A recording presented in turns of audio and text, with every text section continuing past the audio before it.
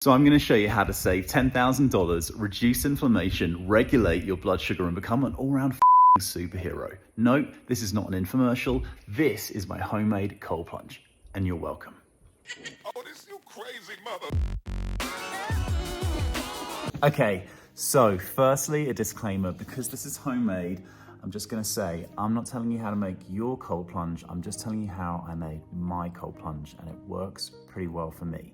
So the first thing you've gotta do is get yourself a chest freezer. Now, I got this one for 500 bucks, brand new, but I looked on Craigslist this morning and you can get one for like 200 bucks.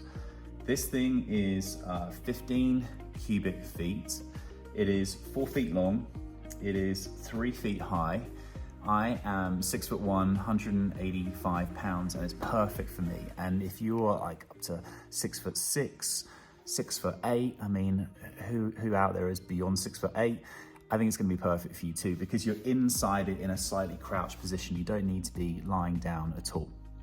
So the next thing you need to figure out is, of course, how you're gonna turn it into a cold plunge, and a big part of that is sealing the inside. So what you want to do is you want to get some of that caulking, which is the stuff that, you know, the silicone that you put around the sink in your bathroom.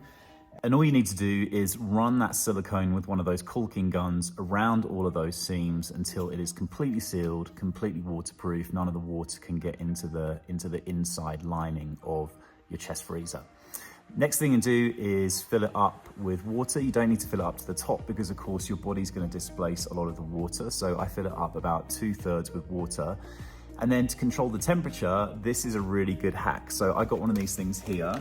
It's called an Inkbird. I got it from Amazon, super cheap. And basically you plug this into your mains electricity. You set the temperature you want. So I set it at 5 degrees, which is about 41. It's pretty cold, like sometimes there'll be ice on the top of the water when I go to it in the mornings. And then what this will do is you put a temperature gauge, which is here, inside the water, just leave it there permanently, and it will take the temperature of the water, and if the water is over 5 degrees, it will then allow electricity to pass from my mains through this device so that this is turned back on and it's cooling the water down. When it hits the right temperature, then the sensor knows it and it switches the electricity off, so it's not cooling it anymore. So it's just a really neat hack, and I think these are used for aquariums. Now let's talk a little bit about how you keep the water clean. Now for me, I just go down the most basic route. I don't put any chemicals in there. I don't want to be sitting in chemicals. Some people do use an ozone machine. I honestly don't even go that far. I'm using about as much water in here as I would put in the bathtub.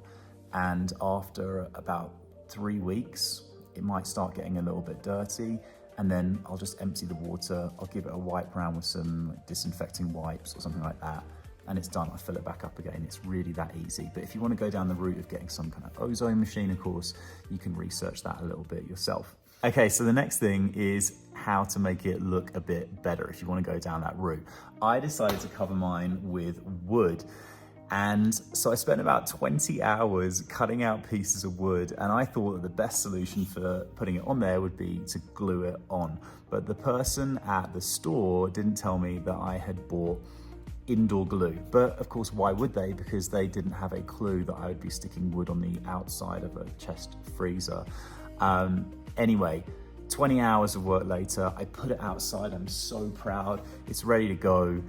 It rains overnight. All of the wood falls off. So I have to take it back into the garage and get outdoor glue and stick it back on. Oh my God, it's been a complete labor of love. But anyway, it's there now and it looks a little bit better than just a white chest freezer. The other learning that I just want to give you is that this temperature gauge that I was talking about earlier, one day I actually left this out of the freezer. It was just hanging outside. So it wasn't taking the temperature of the water, it was taking the outside temperature, which was way, way, way above 5 degrees. So this little gizmo thinks, oh my goodness, like the water, it must be really warm. We need to be pumping electricity into the freezer to get it colder.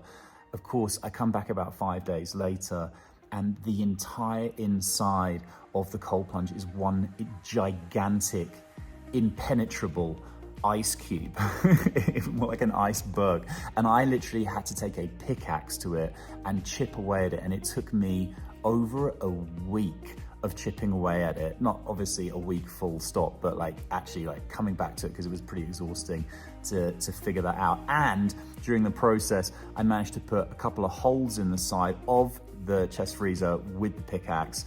So yeah, don't make that mistake. But other than that, that's pretty much it. Like I've said in so many of the lives I've been doing, this has literally been one of the biggest game-changing modalities that I use every day to reset myself, for reducing inflammation, for basically just giving me this sense that, you know what, I can do hard things. Every time I stand next to the cold plunge, I'm looking inside it and thinking, yeah, this is gonna suck, and I'm gonna do it anyway. And I do it anyway. I get out of it. I say to myself, I can do hard things, and that translates into my everyday life. So let me know how it goes for you, and let me know if you have any questions. And if you make your own cold plunge, make sure you send us a picture and tag us.